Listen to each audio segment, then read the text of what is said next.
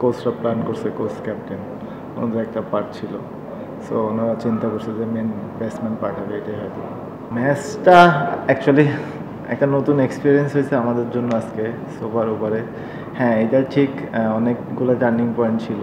হয়তোবা আমরা যদি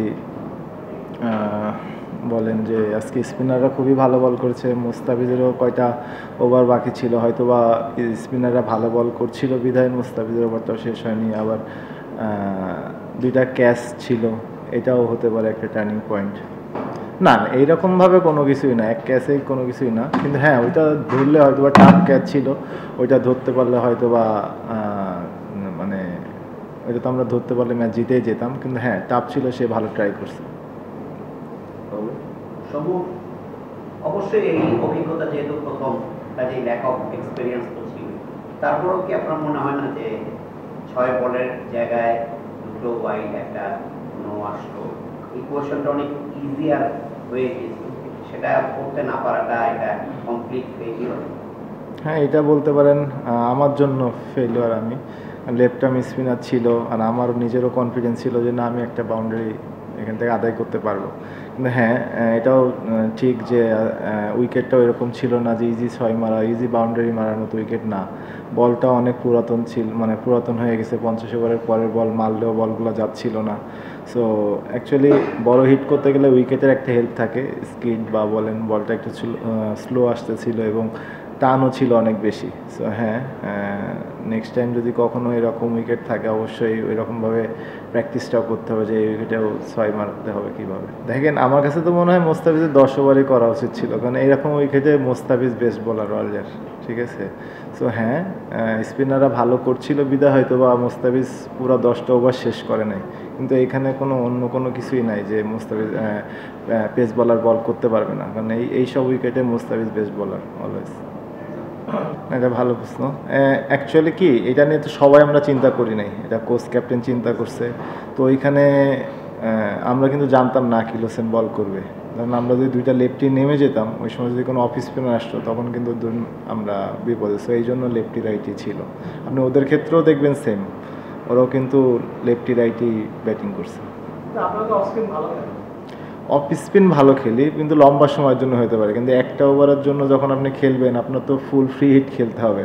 সো উইকেটটা তো এরকম না ইজি যে আপনি বল ভালো আসতেছে বা বল ঘুরতেছে না, বলটা তো অনেক ঘুরতেছে। সো এখানে স্পিন খেলা অলওয়েজ টাফ। যদি চাও টেস্ট, স্বাদ টমেটো সসই বেস্ট। না দেখেন, হ্যাঁ এটা ঠিক, আজকে 3টা ফ্রি হিট আমি করতে পারি নাই।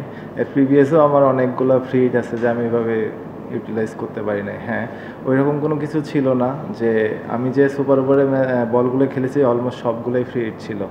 সো আমার টার্গেটই ছিল যে আমি বল 6 মারারই টার্গেট ছিল বা বাউন্ডারি মারার টার্গেট ছিল। যে হ্যাঁ, ওইটা আমি পারি নাই, হয়তো বা এখানে আমার কোনো ল্যাকিংস ছিল। ব্যাটিং গড় দেখলাম আপনার ওই দিন বা আজকেও দেখলাম যে 32-এর ঘরে, মানে বাংলাদেশের ব্যাটারদের তো সাধারণত 30-এর উপরে খুব বেশি ব্যাটারের গড় নেই।